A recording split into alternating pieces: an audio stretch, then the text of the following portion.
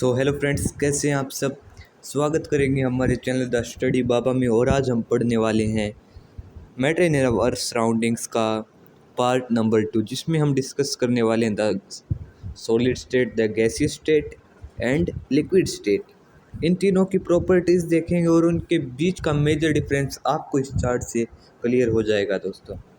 तो मैं उम्मीद करूँगा कि आप इस वीडियो में लगातार बने रहना, और मैं आपको गारंटी देता हूँ ये आपका 10th में भी आएगा, 11th में भी और 12th में। ये चार्ट आपके लिए बहुत ज़्यादा मैन है दोस्तों। तो आप लोगों से रिक्वेस्ट है कि इस चार्ट को कम से कम पूरा देखना। 1 मिनट हम इसे डिलीट कर देते हैं यार। हाँ, तो चलिए शुरू करते हैं। ये पेन ले लेते हैं। तो चलिए सबसे पहले प्रॉपर्टीज़ देखेंगे सॉलिड, लिक्विड एंड गैसेस की, जैसा कि हमें इस चार्ट में बताया जा रहा है। तो सबसे पहली प्रॉपर्टी आती है वॉल्यूम। तो दोस्तों सॉलिड्स में इनकी क्या होती है, डेफिनेट वॉल्यूम होती है, क्योंकि इनके अंदर जो इंटरमोलिकुलर फोर्स होता है सॉलिड्स के अंदर वो बहुत ज़्यादा स्ट्रॉन्ग होता है दोस्तों। जैसा कि हमने बात किया था पिछली वीडियो में, हमने आपको एक एग्जाम्पल भी दिया था। अगली बात आती है लिक्विड्स की। इनकी भी एक डेफिनेट वॉल्यूम होती है, क्योंकि इनके बीच का भी जो इंटरमोलिकुलर फोर्स है वो बहुत ज़्यादा स्ट्रॉन्ग होता है। लेकिन याद रखना दोस्तों, जो डोमेन होगा वो हमारा सॉलिड होगा, उसके बाद ये लिक्विड आएगा, और लास्ट में जो आएगा वो हमारी गैसेज आएंगी। इनकी कोई डेफिनेट वॉल्यूम नहीं होती दोस्तों, क्योंकि इनके अंदर जो इंटरमोलिकुलर फोर्स है वो बहुत ज़्यादा वीक होता है। तो यही वॉल्यूम की प्रॉपर्टी थी। और सबसे ज़्यादा जो डेफिनेट वॉल्यूम होती है वो होती है पहले सॉलिड्स की, पहले हमारे सॉलिड्स, फिर लिक्विड्स एंड देन गैसेस। ठीक है दोस्तों, उम्मीद करूँगा आपको ये पहला पॉइंट क्लियर हो गया होगा। तो चलिए एक बार इन्हें मिटाने का प्रयास करते हैं। चलिए अब चलते हैं आगे। अब देखिए दोस्तों, दूसरी चीज़ आती है डिफ्यूज़न का मतलब समझिए दोस्तों। डिफ्यूज़न का मतलब कि कैसे हम उनको डिफ्यूज़ करना, मतलब उन्हें तोड़ना, उनके इंटरमोलिकुलर फोर्स को तोड़ना। ठीक है, तो ये देखिए सबसे जो डिफ्यूज़ होते हैं, जब हम सॉलिड्स को हीट करते हैं तो वो डिफ्यूज़न आता है उनके अंदर और वो लिक्विड्स बन जाते हैं दोस्तों। फिर डिफ्यूज़न इनका ये होता है सॉलिड्स के तुलना में, क्योंकि हमने बात की कि सॉलिड्स का सबसे ज़्यादा डेफिनेट वॉल्यूम होती है, क्योंकि उनके अंदर का जो इंटरमोलिकुलर फोर्स है वो सबसे ज़्यादा हाईएस्ट होता है दोस्तों। तो यही बात है कि इनका डिफ्यूज़न ज़्यादा होगा किनका, लिक्विड्स का, क्योंकि इनके अंदर इंटरमोलिकुलर फोर्स है वो वीक होता है। ठीक है, अब बात करते हैं गैसेस का। तो इनके अंदर इंटरमोलिकुलर फोर्स बहुत ज़्यादा वीक होता है, जैसा कि हमने पिछली इस लाइन में बात की है। तो इसी वजह से ये हाईली डिफ्यूजिबल है दोस्तों। इनको हम जल्दी ही अलग कर सकते हैं इनके पार्टिकल्स को। ठीक है, तो ये बात भी हमारी क्लियर हो गई दोस्तों। अब चलते हैं कंप्रेसिबिलिटी। तो ये सब कुछ पहले पॉइंट के ऊपर से हो सकता है। तो कंप्रेसिबिलिटी देखिए दोस्तों, कंप्रेसिबिलिटी इनके जो डेफिनेट वॉल्यूम होती है तो ये नेग्लिजिबल, इनको कंप्रेस नहीं किया जा सकता। किनको, सॉलिड्स को। ठीक है, लिक्विड्स भी नेग्लिजिबल ही होते हैं, इनको भी कंप्रेस करना मुश्किल है। लेकिन जो हमारे गैसेज है यार वो तो सबसे अलग ही है, उनका तो हाई है।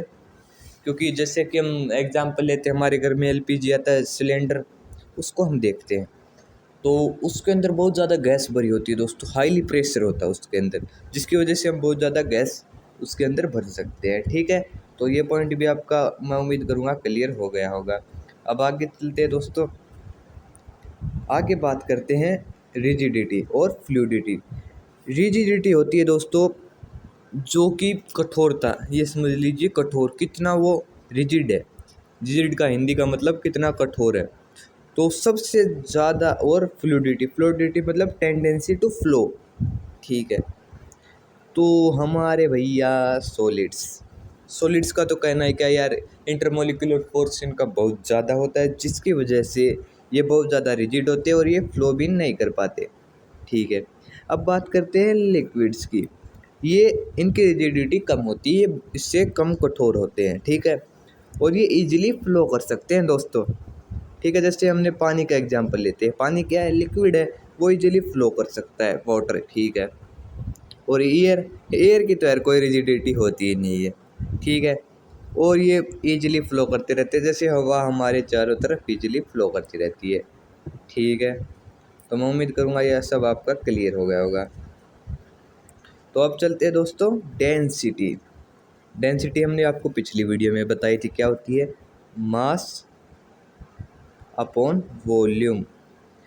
सॉरी, पिछली वीडियो में नहीं बताई, इस डेंसिटी का फॉर्मूला यही होता है। ठीक है, ये आप याद रख सकते हैं, ये काम की चीज़ है। ठीक है, तो भैया डेंसिटी, डेंसिटी सॉलिड्स की हाई होती है। क्यों? क्योंकि डेंसिटी यार उनके जो पार्टिकल से क्लोज होते हैं, तो इस वजह से उनका मास हाई होगा। ठीक है, मास और वॉल्यूम भी उनकी एक डेफिनेट होती है, जिसकी वजह से दोस्तों सॉलिड्स की डेंसिटी हाई होती है। ठीक है, और जब बात की जाए लिक्विड्स की, तो लिक्विड्स मॉडरेट रेट पे होते हैं, बीच के, और इनके तो भैया डेंसिटी का कहना है क्या, मास ही नेग्लिजिबल होता है, वॉल्यूम ये सबसे ज़्यादा घेरते हैं। और जैसा कि हम बात करते हैं हमारे सॉलिड्स, वो कम जगह पे आ जाते हैं और ज़्यादा से ज़्यादा अपना मास एक जगह पे रख सकते हैं। ठीक है, तो सबसे ज़्यादा डेंसिटी हमारे सबसे पहले सॉलिड्स, फिर लिक्विड्स, एंड उसके बाद दोस्तों गैसेस। ठीक है, तो ये भाई आपका क्लियर हो गया होगा, इसको डिलीट कर देते हैं। अब चलते हैं आगे। आगे क्या आ रहा है दोस्तों, शेप। शेप सब कुछ यार मैं बता रहा हूँ आपको इंटरमोलिकुलर फोर्सेस पे है। पहला पॉइंट जिसका क्लियर हो गया, उसके लिए सब कुछ यार कुछ नहीं है। तो शेप, जैसा कि बात की जाए, solids they have a definite shape. ठीक है, अब बात करते हैं लिक्विड्स। लिक्विड्स का यार कोई डेफिनेट शेप नहीं होता। अब मैं आपको एक एग्जांपल देता हूँ। आप आइस को यार एक क्यूब के अंदर देखते हैं, तो क्या होता है, वो अपना वही का वही शेप रखती है, लेकिन जब हम वाटर को जग में डाल दें या फिर किसी गिलास में, तो वो उसका शेप धारण कर लेता है, मतलब उस शेप के अनुसार अपने आप को ढाल लेता है दोस्तों। तो उनका कोई डेफिनेट शेप नहीं होता। अब बात की जाए हमारे गैसेज की, उनका भी कोई डेफिनेट शेप नहीं होता यार दोस्तों। ठीक है, तो अब बात की जाए काइनेटिक एनर्जी। काइनेटिक एनर्जी आप पढ़ने वाले हैं आपके चैप्टर नंबर फिजिक्स में। आप चैप्टर नंबर याद नहीं है मुझे, चैप्टर नंबर 11 या 12 में आप पढ़ेंगे फिजिक्स की काइनेटिक एनर्जी। इसका फॉर्मूला मैं आपको पहले ही थोड़ा बता दूं। काइनेटिक एनर्जी का आपको अच्छे से समझ में आ जाएगा। Kinetic energy is equal to half mv²। ये होती है जहाँ पर m इसका मास होता है, v इसकी वेलोसिटी और इसका स्क्वायर कर दिया जाता है। ठीक है, अच्छा, हाफ है ये। अब काइनेटिक एनर्जी, अब आप देखिए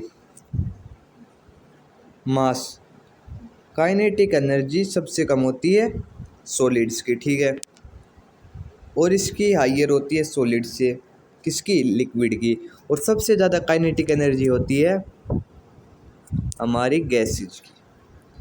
अच्छा, काइनेटिक एनर्जी का क्या होता है, एनर्जी स्टोर्ड होती है यार, जिससे वो रैंडमली मूव कर सकते हैं। लेकिन हमने देखा कि हमारे यार सॉलिड्स के पास इंटरमोलिकुलर फोर्स ज़्यादा होता है, जिसकी वजह से वो बाउंडेड होते हैं और वो मूव नहीं कर पाते, इसलिए उनकी जो काइनेटिक एनर्जी है वो कम होती है। ठीक है, आपको ये पॉइंट भी क्लियर हो गया होगा। अब बात की जाए इंटर पार्टिकल स्पेस।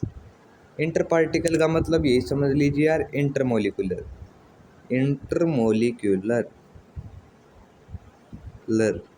ठीक है, इंटरमोलिकुलर स्पेस हमने बात की, कब से बात किए जा रहे यार, वही बात आ गई। सबसे कम होता है हमारे सॉलिड्स का, फिर उससे कम लिक्विड्स का, और फिर उससे भी कम हमारे गैसेस का। तो ये तो सब कुछ यार पप्पू क्वेश्चन थे, बिल्कुल इजी। अब चलते हैं आगे। हमारा नाइन्थ प्रॉपर्टी आती है, तो नाइन्थ प्रॉपर्टी को ज़रा देख लिया जाए। नाइन्थ प्रॉपर्टी कह रही है इंटर पार्टिकल या फिर इंटरमोलिकुलर कहेंगे हम इस वीडियो में, इंटरमोलिकुलर फोर्स ऑफ अट्रैक्शन। जैसा कि हमने बात की स्पेस कम होता है, तो स्पेस कम हो तो यार उनका जो फोर्स है वो वेरी स्ट्रॉन्ग होगा, इसीलिए वो यार कम जगह में अपने ज़्यादा से ज़्यादा वॉल्यूम ऑक्यूपाई कर लेते हैं, कम से कम वॉल्यूम और मास ज़्यादा आ जाता है, ठीक है। उससे कम स्ट्रॉन्ग होते हैं हमारे लिक्विड्स के अंदर लिक्विड्स कम स्ट्रॉन्ग होते हैं क्या, उनके लिक्विड्स के जो पार्टिकल्स के बीच का फोर्स है वो इससे स्ट्रॉन्ग होता है। और एयर को तो हम देखते ही यार, वो तो वीक होता ही है, एयर वीक होती है सबसे ज़्यादा। चल मैं आपको एग्जाम्पल देता हूँ, फोर्स ऑफ अट्रैक्शन तोड़ना। आप यार एक चीज़ लगाइए, आप आइस को गर्म करेंगे, आइस को गर्म करने के लिए आपको 0 डिग्री सेल्सियस, ठीक है। अब आप गर्म कीजिए थोड़ी और ठंडी, आयरन को गर्म करने के लिए वो मोल्टन स्टेट में जाएगा, एक सॉलिड है, उसको कम से कम आपको 1500 सेल्सियस टेम्परेचर देना पड़ेगा दोस्तों, ठीक है। तो क्योंकि उसके जो फोर्स ऑफ अट्रैक्शन इंटरमोलिकुलर वो बहुत ज़्यादा स्ट्रॉन्ग है। लिक्विड्स को यार हम जैसे देखते हैं कि वाटर का एग्जांपल ले लीजिए, वो 100 डिग्री सेल्सियस पे बॉईल होना स्टार्ट हो जाता है, क्योंकि उसके बीच का इंटरमोलिकुलर फोर्स कम है। अच्छा एयर का तो यार हम कहना है क्या, इंटरमोलिकुलर फोर्स बिल्कुल ही ज़्यादा वीक होता है। अच्छा दोस्तों, तो 1 मिनट में इनको डिलीट कर देता हूँ, डिलीट। अब अगली बात आती है नंबर 10, इंटरमोलिकुलर फोर्सेस। वही बात है, सबसे ज़्यादा इंटरमोलिकुलर स्पेस जो फोर्स होता है वो होता है सॉलिड्स के अंदर। तो वो जो फोर्स होता है वो क्या करता है, इनको डेफिनेट, यहाँ पर देखिए फिक्स्ड पोजीशन पे वो रखता है, इन्हें स्ट्रॉन्ग है इतना कि उनको एक फिक्स्ड पोजीशन पर रख सकता है। अच्छा यहाँ पर लिखा है strong enough to hold the constituent particles in aggregation with in the black but not the fixed position. वो उन्हें पास पास तो रख सकता है, लेकिन यार उन्हें कोई फिक्स्ड पोजीशन नहीं दे सकता, जैसा कि हमारे यहाँ पर लिखा है कोई फिक्स्ड पोजीशन नहीं दे सकता, ठीक है। तो मतलब इंटरमोलिकुलर फोर्स जैसा कि हम बातें करते आ रहे हैं, सबसे ज़्यादा सॉलिड्स का, फिर लिक्विड्स का। और भैया क्या बात यार, इन सॉलिड्स का, लिक्विड्स सॉरी गैसेस का तो कहना ही क्या, इनका जो इंटरमोलिकुलर फोर्स है वो सबसे लो होता है। इसीलिए यार हम देखते हैं हवा कभी इधर कभी इधर, वो पार्टिकल्स मूव करते रहते हैं।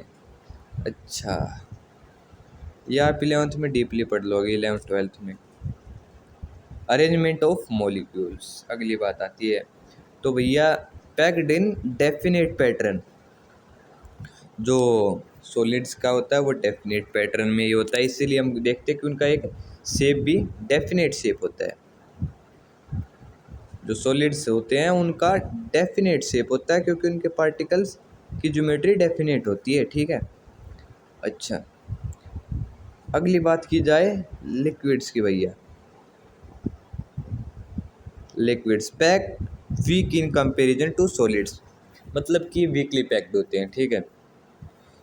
अच्छा इसीलिए यार इनका कोई फिक्स शेप नहीं होता, जैसा कि इस लाइन में कहा जा रहा है। और फिर गैसेस की बात करें तो ये पैक्ड वेरी पुअरली, इसीलिए इनका कोई डेफिनेट शेप नहीं होता, और उसे किसी भी कंटेक्टर में फिल किया जा सकता है, कंटेनर सॉरी। अच्छा तो दोस्तों उम्मीद करेंगे हमने आपको एनसीईआरटी, अगर एक बात सुनिए, अगर हम अब आपको एनसीईआरटी से पढ़ाते दोस्तों मैं गारंटी देता हूँ आपको दिक्कत आती। इस चार्ट के माध्यम से मैंने आपको एनसीईआरटी से भी हाई लेवल की बातें बताई है, और ये आपके यकीन मानना ये आपके बहुत ज़्यादा आगे काम आने वाला है। तो इस वीडियो को उम्मीद करूँगा आप लोगों ने पसंद किया होगा। अगर आप लोगों ने पसंद किया हो तो चैनल को सब्सक्राइब कर सकते हैं और एक लाइक कर सकते हैं दोस्तों। हम मिलेंगे आपको अगली वीडियो में, तब तक के लिए बाय बाय।